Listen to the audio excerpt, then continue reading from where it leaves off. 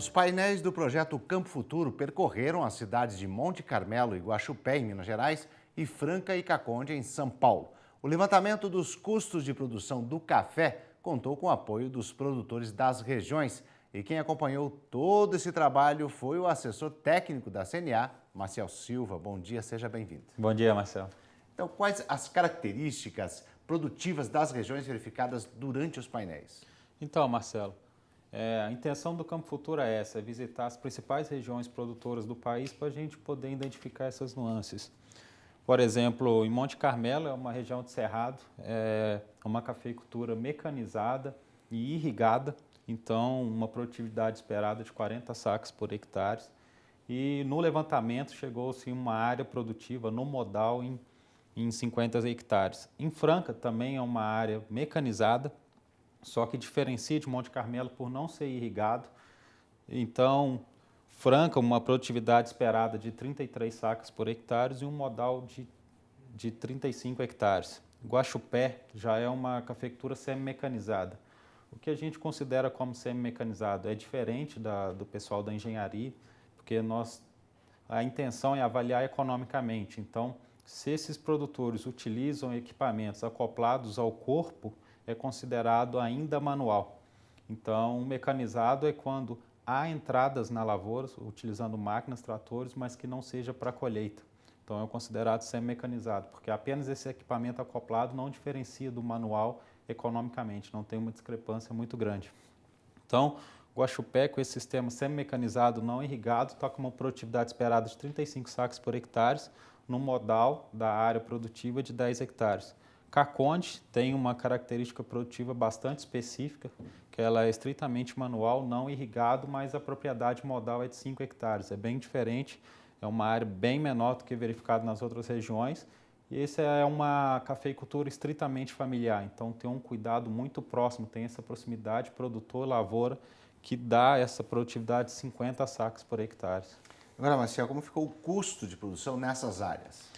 Então, Marcelo, nós podemos verificar que Monte Carmelo e Caconde tiveram os menores custos, custo operacional efetivo, aquele desembolso direto, e apesar de ser uma cafeicultura mecanizada e uma manual, aquela característica produtiva de elevar a produtividade dá um efeito de economia de escala que tem essa redução no custo em Caconde.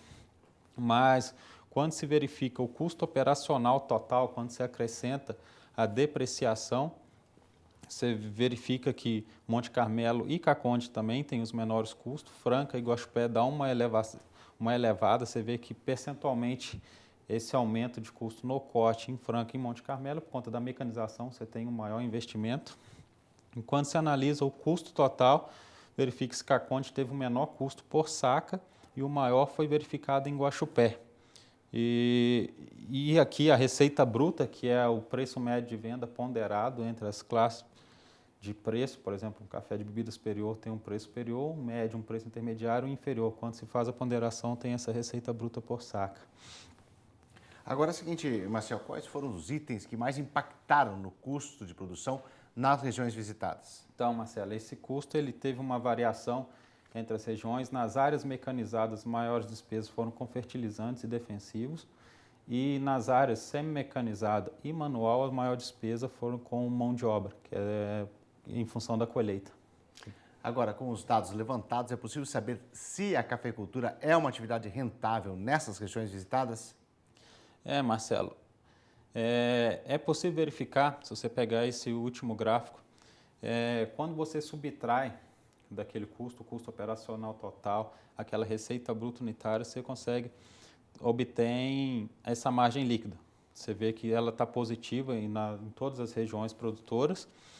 E quando você faz essa relação com o estoque de capital, todas essas unidades por saca, ou seja, o que o produtor está recebendo em relação àquele capital que está empatado na atividade, nós obtemos esse indicador que é a rentabilidade. Então, nós vimos que ele está positivo em todas as regiões produtoras.